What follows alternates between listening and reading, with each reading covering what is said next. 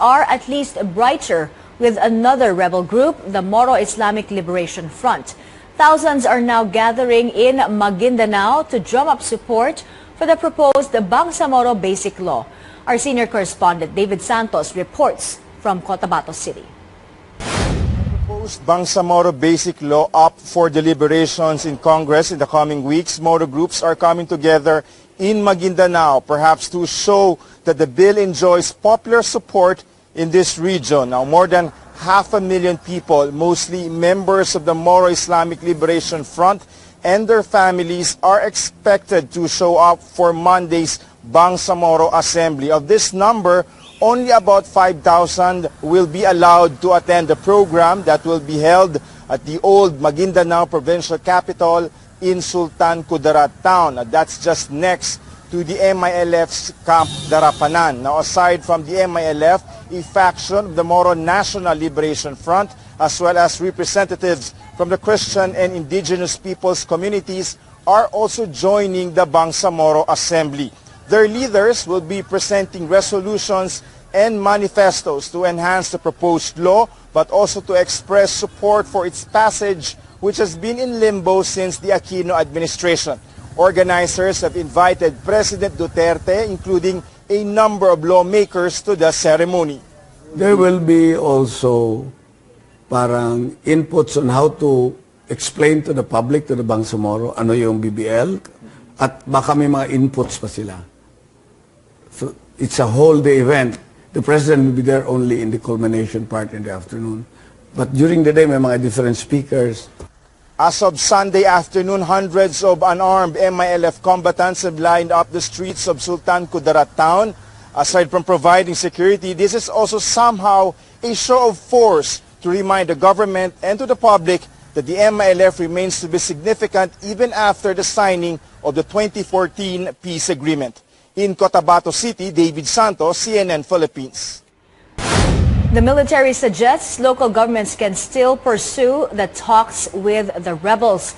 AFP spokesperson Restituto Padilla tells CNN Philippines local governments have succeeded in reaching out to rebels. He says the objective, after all, is to assure the surrenderees that their needs will be provided for and they can go back to living normal lives. On an individual and a small group scale, there have been a lot who have been surrendering already.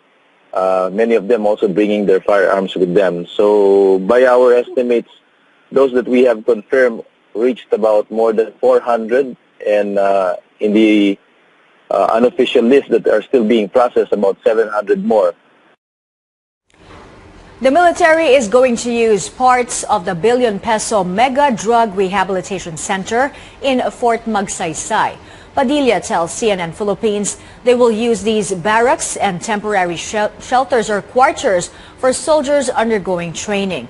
The rest will serve as temporary offices for units whose buildings will undergo repair and rehabilitation. However, parts of the rehab center, which can house up to 10,000 patients, will continue to operate. Not a lot have been brought there for rehab. We do understand that I think almost 1,000 only have gone through it. So it's built for 10,000. So much of it has been excess capacity and is underutilized. So in order not to have that facility go to waste, I think the President has decided to turn over a big part of that to our troops who are assigned in the camp. This statement comes after President Duterte said on Friday he's giving the facility to the military. The 100,000 square meter center opened in October last year. Former Dangerous Drugs Board Chief Junicio Santiago told CNN Philippines early this month that the facility was a miscalculation, saying smaller regional and community-based facilities would be better. Still counting down to the Miss Universe pageant, but first, let's talk about the national costumes. Just this afternoon, the official Miss Universe YouTube account streamed the video of the competition held last week. Among the crowd favorites, Miss Thailand, who wore a Thai mythology-inspired costume based on the goddess of lightning and the thunder god. On Twitter, Nika Cornejo says Miss Thailand's national costume is amazing. Another says the costume is powerful. Chan B on YouTube says the costume tells a story and shows the treasures of the nation. In a few hours, the universe will have its new queen, and 1 out of 92 women from all over the world will emerge as the successor of Francis Iris Mitterrand. Makoy Popioco tells us what pageant fans are saying and what to expect on Coronation Night. Is Rachel Peters bringing home the Philippines' 4th Miss Universe crown? The 26-year-old Filipino-British model is up against 91 other candidates from all over the world, the universe rather, and her Filipino fans are rallying behind the country's bet. Go, Croatia!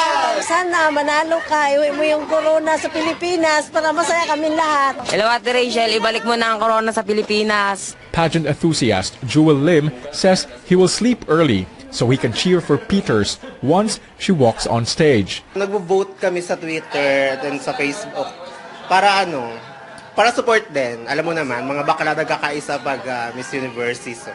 Like boxing, nagkakaisa silang lahat. Ganon. We are one. Wow! Lim and all his fellow hairstylists in this salon are excited to watch the pageant's biggest night. Like a Manny Pacquiao boxing fight, the Coronation Night is a yearly holiday for Lim and his friends. Satisfaction, pag nanalo tayo, syempre, masaya ang mga salon. Halimbawa manalo si Rachel, are we expecting a promo from you? Pwede naman mag-promo kami para lang ma-celebrate ang pagkapanalo ng Pilipinas. They're also looking forward to seeing Miss Universe 2015 Pia Wurtzbach, who returns to Las Vegas as one of the judges, alongside talk show host and pop culture expert Ross Matthews, and former America's Next Top Model mentor and judge Jay Manuel. And who could forget Steve Harvey, who had to apologize to Wurtzbach for mixing up the results. He returns to host the competition for the 3rd year.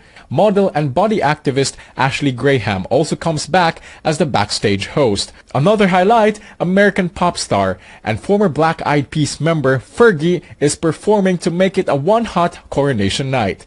It all happens at the Axis at Planet Hollywood in Las Vegas. Makoy Popioco, CNN, Philippines.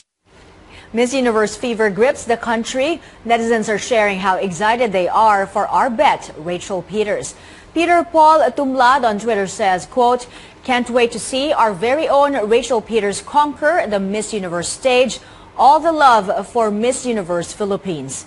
This one says, "Kayo mo to, Miss Universe, bring back the crown."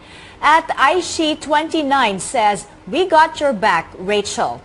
But here's a fearless forecast. Comedian and TV host Vice Ganda claims the crown, saying the next Miss Universe is from the Philippines.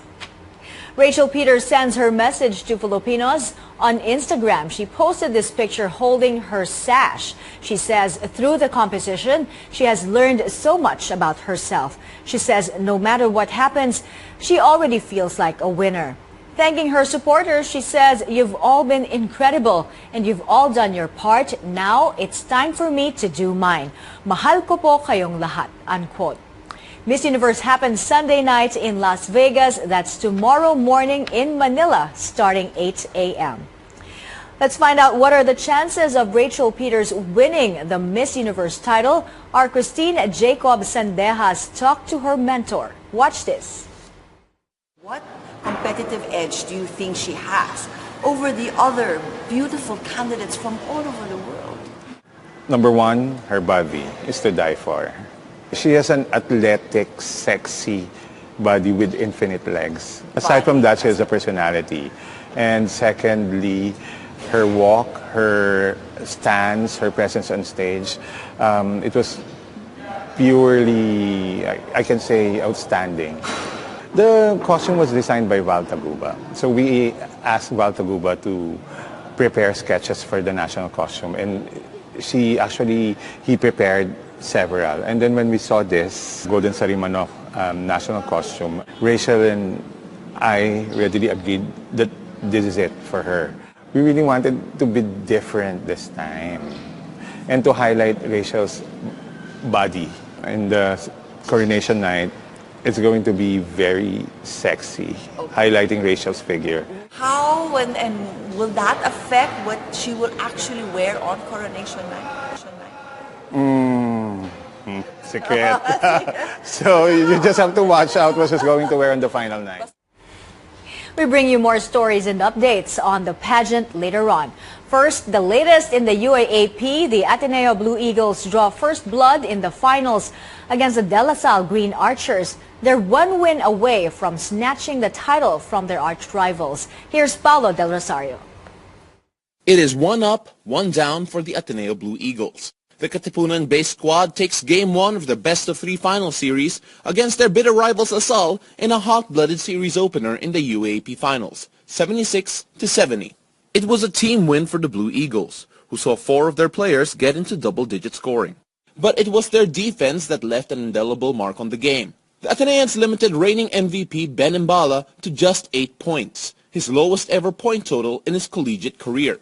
For LaSalle, the bright spot was a play of point guard Algin Melesio, who led the game with 24 points. The game's physical and aggressive nature was punctuated by an accidental elbow from Mbala that hit Ateneo guard Matt Nieto on the brow. The Ateneo player was left bloodied on the ground. That's when Mbala claimed Nieto's father threatened him. The LaSalle big man defends himself, saying the incident wasn't intentional. But Mbala chalks it up to experience and wants to move on from that issue in Game 2. The second game is set to be another tense yet entertaining affair. Will Ateneo complete the sweep of their rivals, or will LaSalle finally get on target and extend the series? We'll find out on Wednesday at the Big Dome. Paulo De Rosario, CNN Philippines. The long wait is over. The megastar and the bad boy of Philippine cinema are reuniting on screen once again after 16 long years. They're joined by one of today's hottest love teams, Joshua Garcia and Julia Barreto. Tristan Nodalo talks to the stars of this pre-Christmas offering. Magandang gabi. Ano na naman? Adobo. I'm on a diet. How about you, my anniversary? Do you want some adobo? Ayokong tumaba. It's one of the most awaited, unexpected movie comeback and reunion movies of the year. Ito po yung pelikula na punong-puno ng pag-ibig. Kailangan naman natin matuto muna. Pulo tayo, politika, gera, yan. Ito naman, wala hong edad. Wala hong edad sa pag-ibig. Kay veterano ka man o bata ka man. Sa pag-ibig na ito, ang lahat ay panalo. After their box office hits, pagdating ng panahon ng maging sino ka man, megastar Sharon Cuneta and Robin Padilla are back on the big screen after 16 years. Ako, excited. May konting, syempre, ninenervyos ka because you don't wanna be too contento and too complacent na, oh, hindi kikita na yan. I mean, it's a healthy dose of confidence lang sa akin kasi maganda yung produkto namin. Helmbe Award-winning director Kathy Garcia Molina stars cinema's Unexpectedly Yours tells the story of a woman on top until she loses it all. And then comes a man who woos her. Padilla says is grateful to portray a character that suits his age, unlike the usual leading man roles. Ako, masayang-masaya ako sa role na ginampanan ko dahil edad ko. Sa wakas. Kasi may mga laging role. Pinababata ka, yung mga ganun. Naiinis ako dun eh. Kapag binibigyan ako ng ganung role. Eto talagang gampanan mo yung ikaw. Masaya ako. Joining Cuneta and Padilla are two of the most promising stars of their generation, Joshua Garcia and Julia Barreto, or popularly known as Josh Lia. Maganda akong experience yung mga trabaho sila na dapat ma-experience ng mga kagaya namin na baguhan. Coming from their blockbuster success Love You to the Stars and Back, the Josh Lia love team says the film shows their playful side. Yung Love You to the Stars and Back, mabigat yun, di ba? This one, nakapaglaro kami, nakapag-tawa-tawa. Sobrang relax lang namin. Joke siya ng joke, hindi na siya umiiyak. A movie made for modern families, a hilarious take on love and taking risks. Tristan Nodalo, CNN Philippines. The megastar also talked about the end of a woman's childbearing years, a topic also taken up in the movie. Here's her advice. Hindi ko maintindihan bakit yung iba hesitant. Baka hesitant silang pag-usapan to. It's a reality of life for women my age. I'm just waiting for it. I don't know why it hasn't come yet. Maybe it hasn't. I didn't even notice. But in this movie, it's not only featured, it's actually celebrated. It doesn't take away from your personality, from the person that you are, from you know, your self-worth. You know, it's just a fact of life that we all have to face. And I'd like to believe I'm aging gracefully, and I'm very happy, and I love what I do. I can't imagine doing anything else. On-screen couple Joshua Garcia and Julia Barreto, also known as Josh Lia, have been sending kilig vibes to their fans, and fans have been wanting to know, are they a couple? Let's hear it straight from Joshua himself. Kami po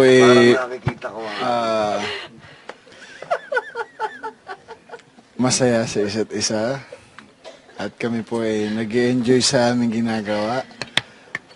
Ba't mo ginaganyan siya kung di mo siya ano-ano? Mahal po namin ang isa't isa. Ayun o. Nagkikare ho kami sa isa't isa. At importante ho na-enjoy namin ang journey namin. Kasama ang isa't isa. Kasama ang isa't isa. Ito ang storya Sa hirap at ginawa. Amen. Big things come in small packages, and these three talented girls prove just that. Esang De Torres, Uma Martin, and Kyle Napuli, alternately playing the role of Matilda, shared with CNN Philippines what it's like to star in this Tony Award-winning musical. It's based on the 1988 novel about a 5-year-old girl with extraordinary powers. The young ladies also gave us a sample. The noise in my head was incredibly loud, and I just wish they'd stop. My dad and my mum and the telly and stories would stop for just once. And I'm sorry, I'm not quite explaining it right, but the noise becomes anger, and the anger is the light, and it's burning inside me, which usually fades, but it isn't today. And the heat and the shouting, and my heart is pounding, and my eyes are burning, and suddenly everything is. Matilda the musical runs until December 10th at the Meralco Theater. Bagging the crown isn't just about the walk, the glitter and glamour. CNN Philippines spoke to two pageant experts who share the formula for winning.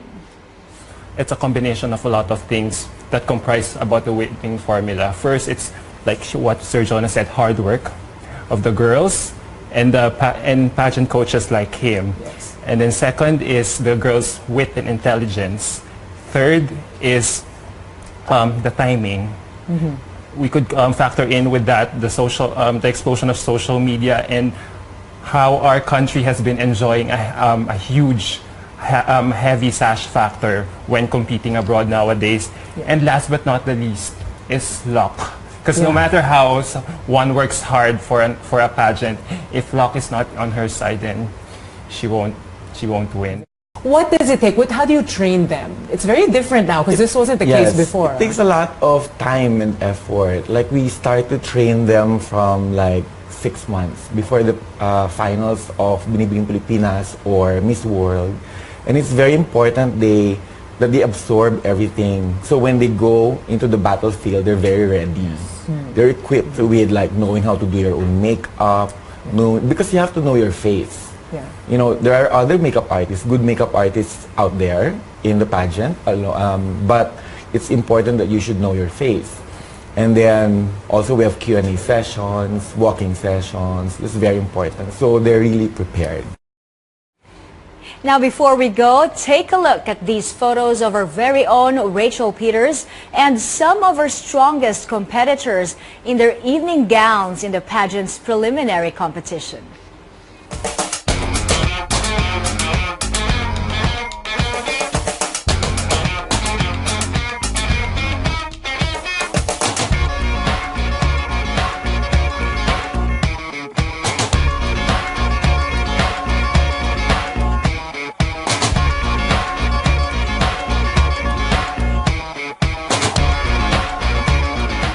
Good luck to the Philippines. That's what's happening in the newsroom this Sunday, November 26. I'm Rodrigo. Stay with CNN Philippines, where we tell the story of the Filipino.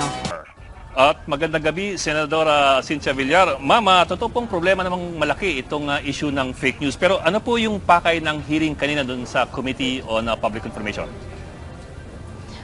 Marami pong mga nag-file ng resolution at nag-complain tungkol sa mga fake news. So, the Committee on Public Info, headed by Senator Grace po, ay nag-decide na magkaroon ng public hearing tungkol dito.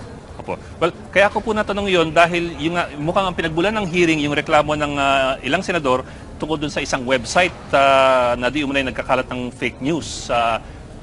Ito po ba yung pinaka-ugat ng pagtatawag ng hearing?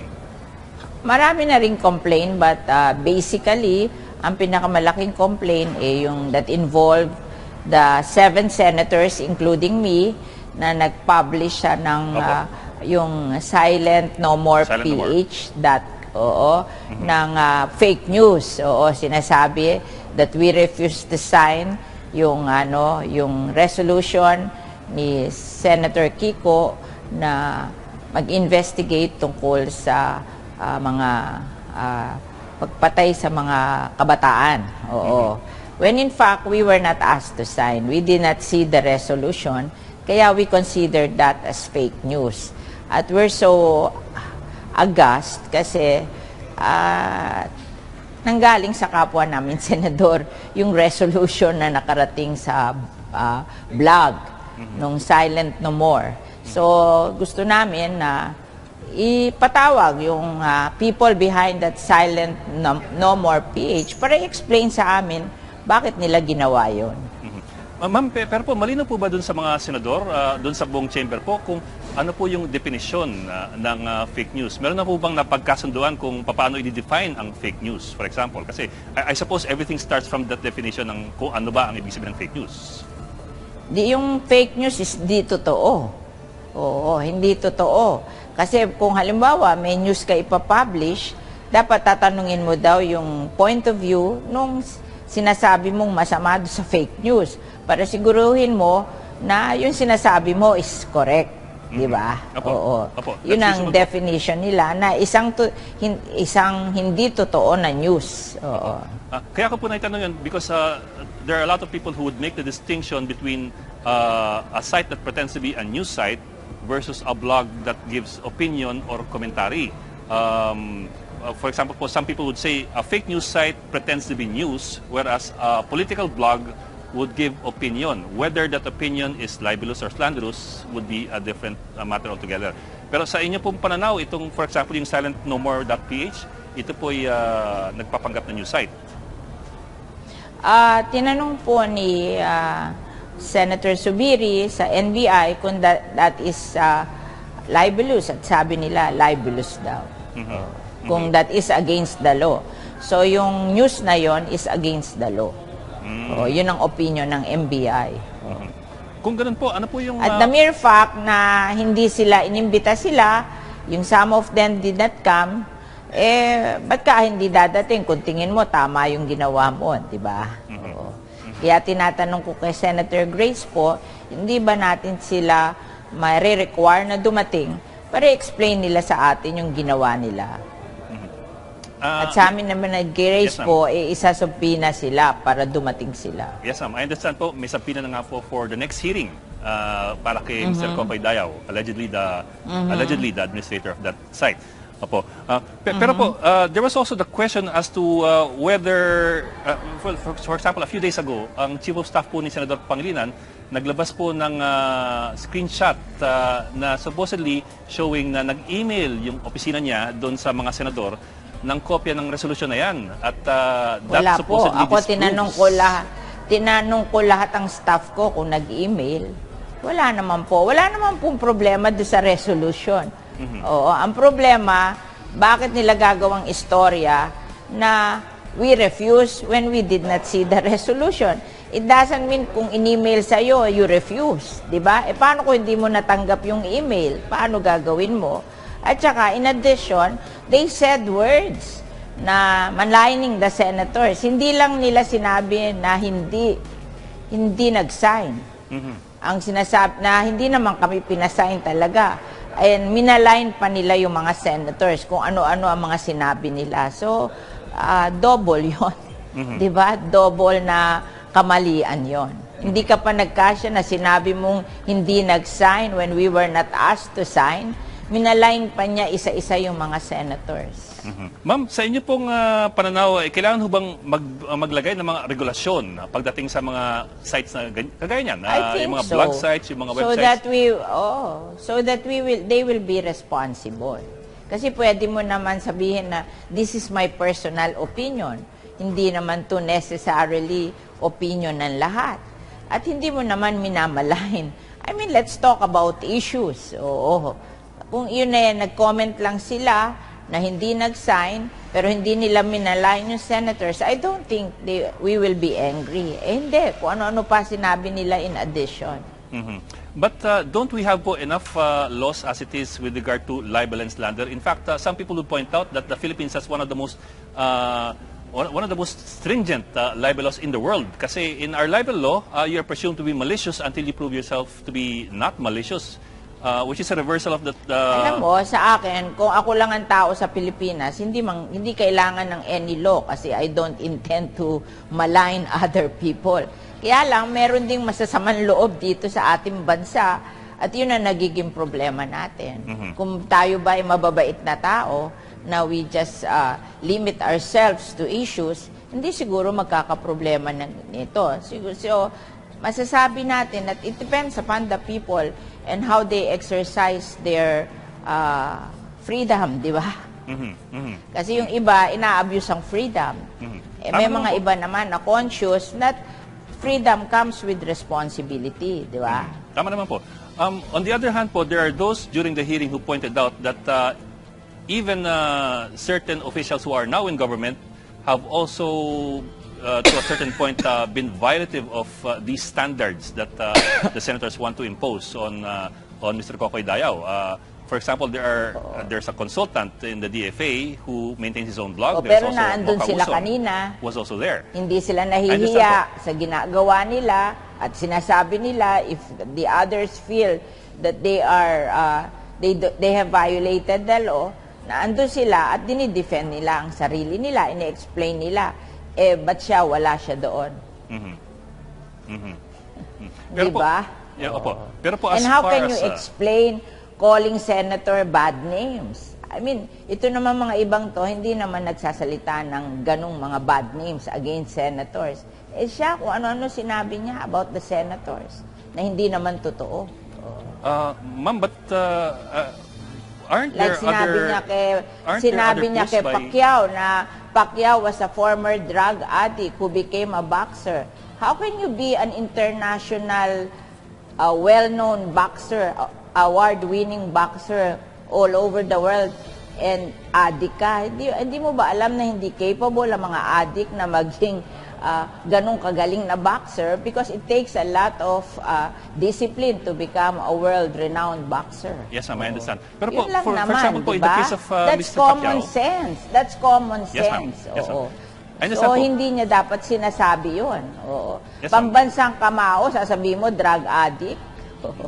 Ma'am, pero po, in previous interviews in his youth, Senator Pacquiao has admitted having used illegal substances. In fact, he uses it as a point of proving that it's possible to change yourself for the better. Yeah, but ikaw, tatanungin kita, yung pambansang kamao ba, magiging pambansang kamao yun kung yun ay drug addict? Senator Villar, ano po, what would you recommend po? In the long term, in the long run, what would you recommend in terms of ensuring that there is no proliferation of fake news in the country? I'm here. I'm not against anybody. I'm just here to prove a point that you do not do that to your fellow men, di ba? Kasi I never do that. I think that's bad karma. For me, I never do that. So, gusto ko lang ipakita sa kanila na don't do that. That's bad. Okay, ma'am, maraming salamat po for joining us. The committee will decide what to do. That's, I'm not that, marami kasi tayong law na ginawa natin pero hindi din sinusunod. Kaya mahina rin tayo sa implementation of the law. Ang gusto ko lang point dito is to teach them a lesson. Never do that, diba?